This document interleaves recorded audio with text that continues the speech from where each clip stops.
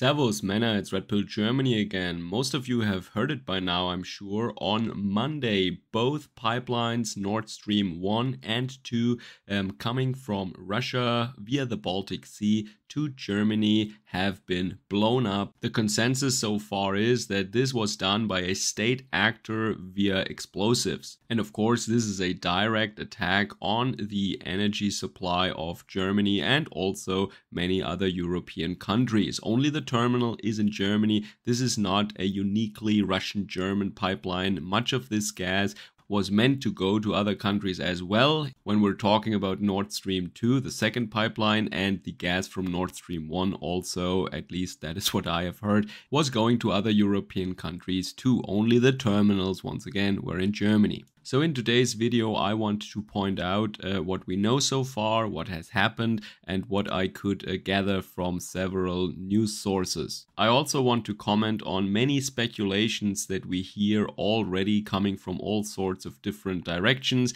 and how likely these things are. But first, allow me to thank once again all my supporters and all my subscribers. Like, share, and subscribe. Forward this video to other people if you think that it is interesting for them. Check me out on other social media websites as well. And if you want to, you can support my work via Patreon or Subscribestar. The links are in the description box down below. So the story first started on Monday around noon when a significant drop in operating pressure was detected at Nord Stream 2. Just for some background here, Nord Stream 1 is an older pipeline and it was servicing Europe for a long time already. Nord Stream 2 had been completed recently but never commissioned. It was under pressure and completely filled with gas in case the Europeans would start allowing the gas to flow from Russia to Europe. So both pipelines were under pressure, both pipelines were filled with gas,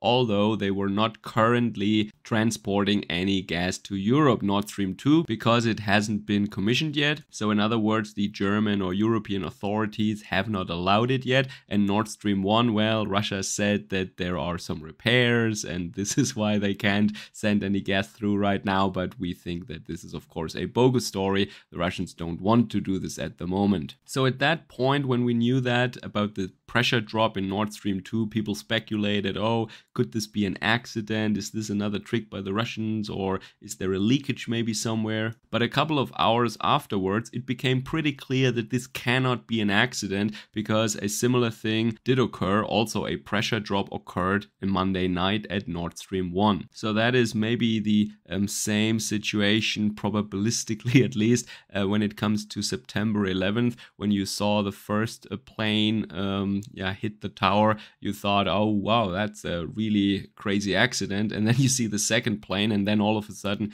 people started realizing that this is not an accident, this was planned. So it's the same thing here. Nobody thinks this is an accident. It's actually pretty much impossible that this is an accident. These pipes are made from steel and reinforced concrete. Then also a seismological institute in Sweden, they reported that they detected explosions in the deep at the bottom of the ocean just at that time. So there is really no discussion. This is a fact. We know if all these things that we heard are true, of course, then it is pretty much a fact that this was carried out by a state, because people say, and well, I don't have the means or the experience to judge that, but experts say that private actors could not carry out such a mission. You need expert divers or some sort of a specialized weaponized submarine in order to do that, which leaves us, of course, with certain suspects here. So all in all, we have now 3 gas leaks, and you see these images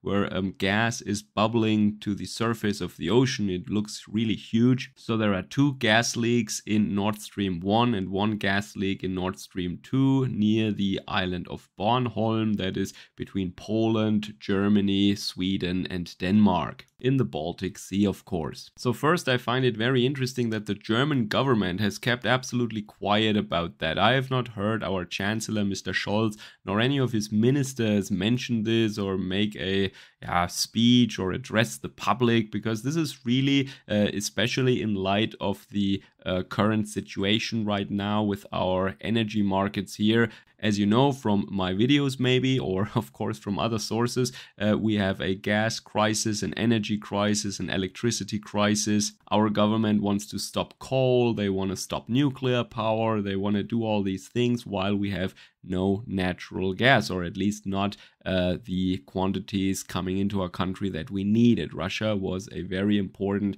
very big provider, a big supplier of ours. And as I mentioned earlier in previous videos, we are fearing now that many people will go cold and there might be mass unemployment because our manufacturing sector does not have the energy in order to produce. I mean, many of our manufacturing plants require a lot of energy. That could be oil, but in many cases it is natural gas.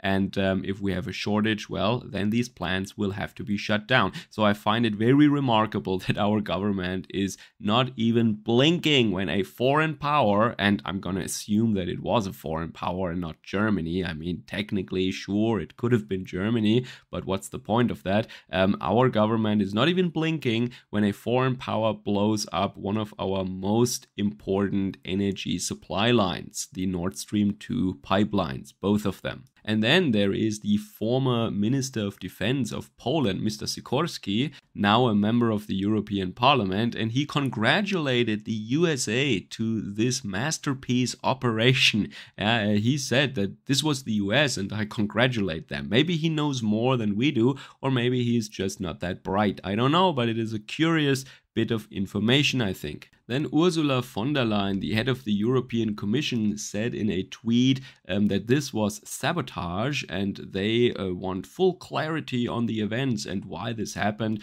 And they say that the people who are responsible will face strongest possible responses from the EU, probably she means. It's a tweet, very short message, but you know, you have to fill in the gaps here and there. But the EU is also officially announcing a robust response of the European Union states. I should also point out that US President Joe Biden said at the end of February 2022, he said that if Russia invades Ukraine, there won't be a Nord Stream 2 pipeline. During an interview, a reporter asked him how he would do that. Like, what would you do about that? And then he said, I promise you, trust me, we will make it happen. And now I want to add some information about the environment that this took place in. First of all, you must know that now on the weekend, I think it was, there were first demonstrations in Germany, or larger demonstrations,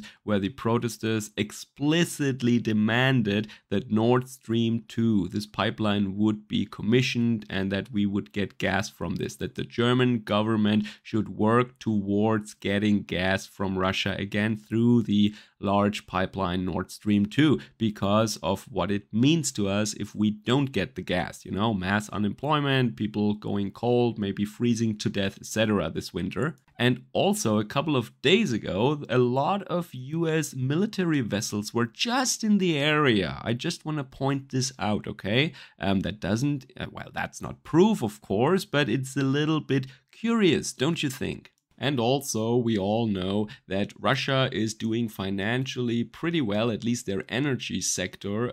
Their energy exporting business is making record sums for the Russian state right now, because most of these operations are fully state property, or partially at least, I think.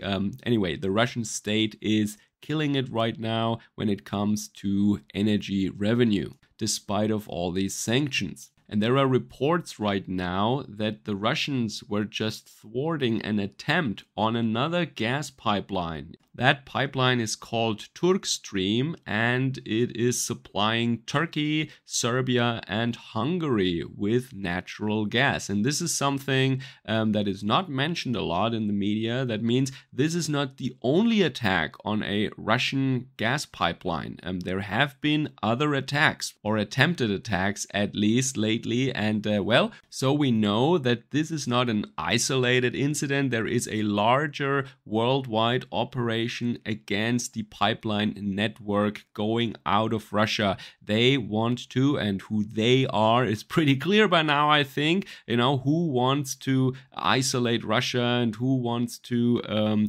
push them back and sanction them and sabotage their export capabilities here. It's pretty clear, to me at least, who is behind this. I think the biggest culprit here is the United States of America, of course, and they are conducting, as it seems right now, global operations against Russian pipeline networks. This is not the only case. There is this Turk Stream incident also, and Biden, he pretty much announced that, and he said, I will make it happen. This is not proof, this is not evidence, of course, but the German media is going on and on about how this was definitely the Russians and Putin did that just to mess with us and he just wanted to show that he can blow up a pipeline and all that stuff.